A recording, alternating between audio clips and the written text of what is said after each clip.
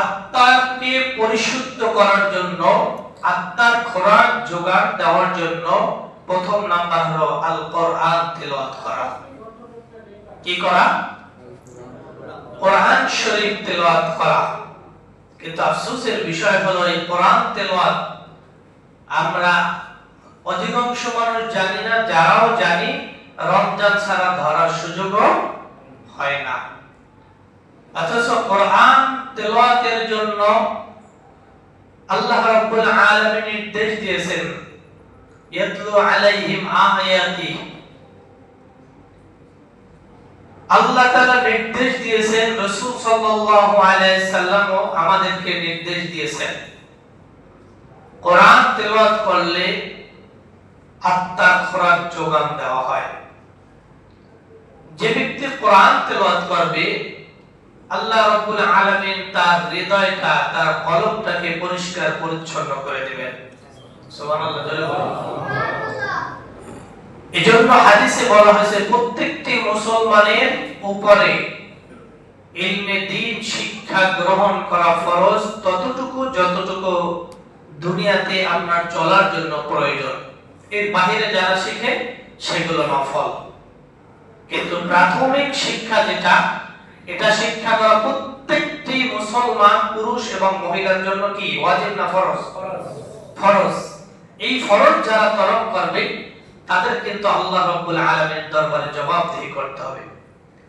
রাসূল পাক সাল্লাল্লাহু আলাইহি সাল্লাম হাদিস শরীফ উল্লেখ করেন, মান ক্বারা হারফান মিন কিতাবিল্লাহ, যে ব্যক্তি আল্লাহর কিতাব, অর্থাৎ আল্লাহর কিতাব কোনটা? কোরআন শরীফ। যে ব্যক্তি কোরআনের একটি হরফ তেলাওয়াত করলো, পাঠ করলো, ফালাহু বিহি হাসানাহ, তার জন্য একটি নেকি লেখা হলো। ওয়াল হাসানাতু বিআশরি আমসালিহা, সেই একটি নেকিতে, একটি নেকিকে 10 নেকিতে রূপান্তরিত করে দেয় মহান আল্লাহ তাআলা। দ্বিতীয় নম্বর হাদিস, ইকরাউল কোরআন, তোমরা কোরআনকে তেলাওয়াত করো।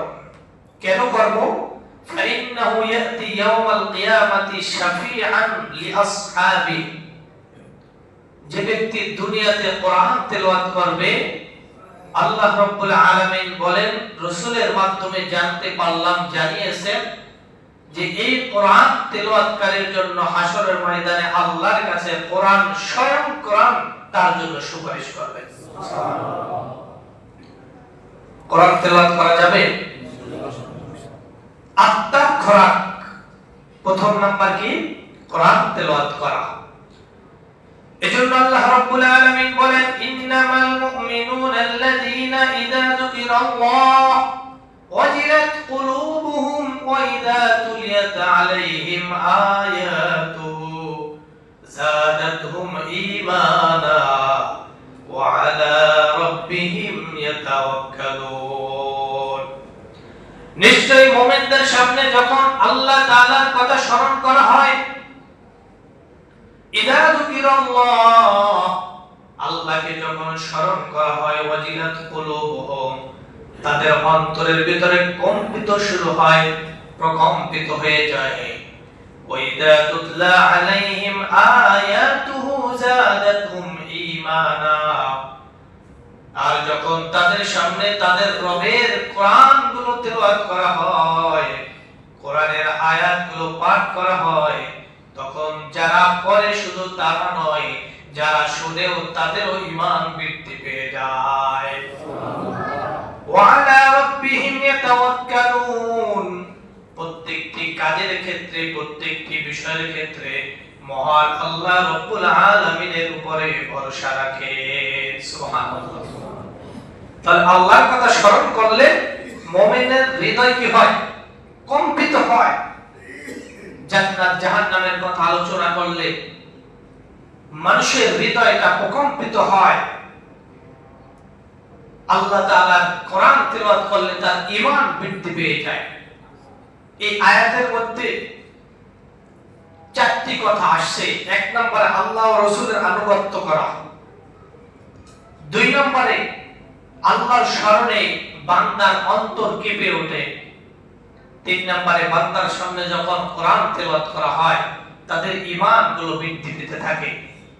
চতুর্থ নাম্বার, প্রত্যেকটি বিষয়ে দুনিয়ার যত উপকরণ আছে এগুলো বাদ দিয়ে নয়, উপকরণকে গ্রহণ করে তাওয়াক্কুল ভরসা রাখে কার উপরে? আমরা যে ডাক্তার দেখাই, ওষুধ খাই, ওষুধে ভালো করে কি করে? এই যে ওষুধে ভালো করে না, এই যে চিন্তাটা, এটাই হলো মুমিনের একটা বৈশিষ্ট্য, মুমিনের গুণ। কিন্তু কেউ যদি মনে করে যে না ওষুধে আমাকে ভালো করছে, তাহলে সেটা আল্লাহর সাথে সাংঘর্ষিক হবে কিনা? আল্লাহ গুণের সাথে, আল্লাহর বরত্বের সাথে, মহত্বের সাথে সাংঘর্ষিক হবে। এজন্য বলেন ওয়ালা রাব্বিহিম তাওয়াক্কালুন, দুনিয়ার যত উপকরণ আছে এগুলো আমরা সব কিছু ব্যবহার করব, এরপরে আমরা ভরসা রাখবো কার উপরে?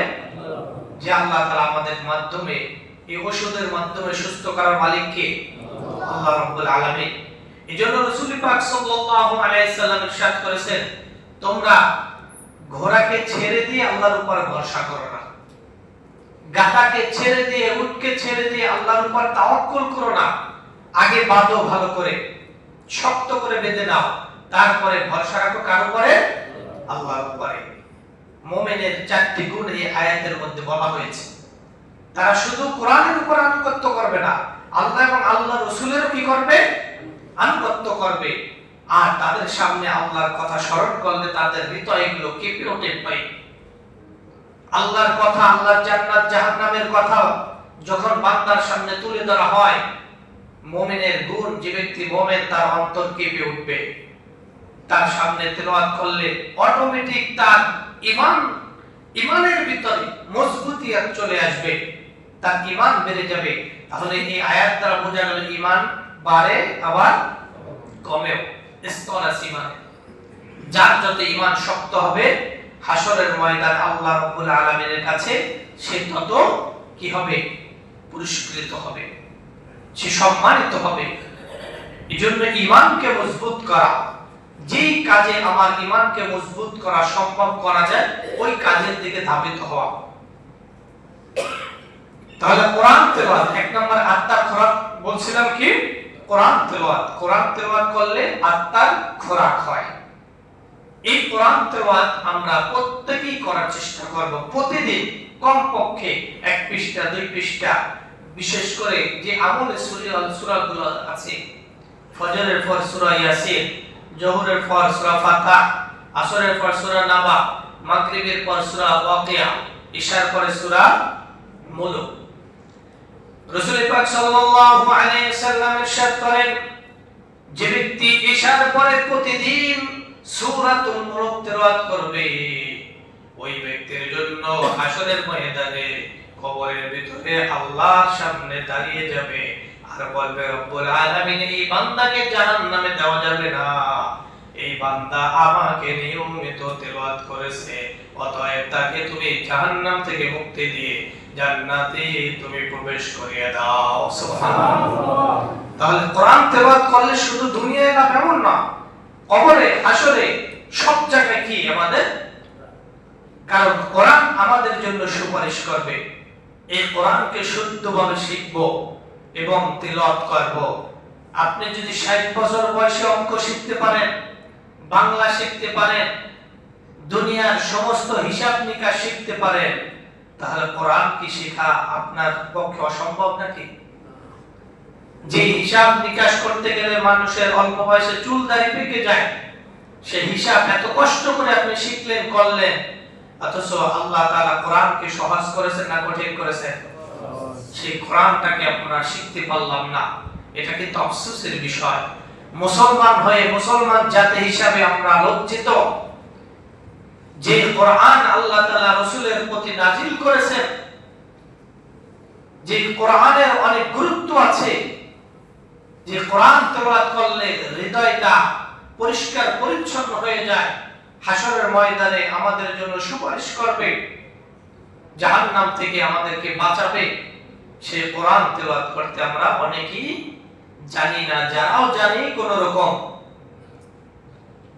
যে তেলাওয়াত করলে অনেক সময় তেলাওয়াতকারীর উপরে লানত হয়, কারণ সহি শুদ্ধভাবে কোরআন তেলাওয়াত করতে না পারলে তার উপরে কি রহমত হয় না নাজিল না গজব হয়? গজব নাজিল হয়। এজন্য সহি শুদ্ধভাবে তেলাওয়াত করার চেষ্টা করব। আল্লাহ তাআলা আমাদের কোরআন তেলাওয়াত করার তৌফিক দান করুন।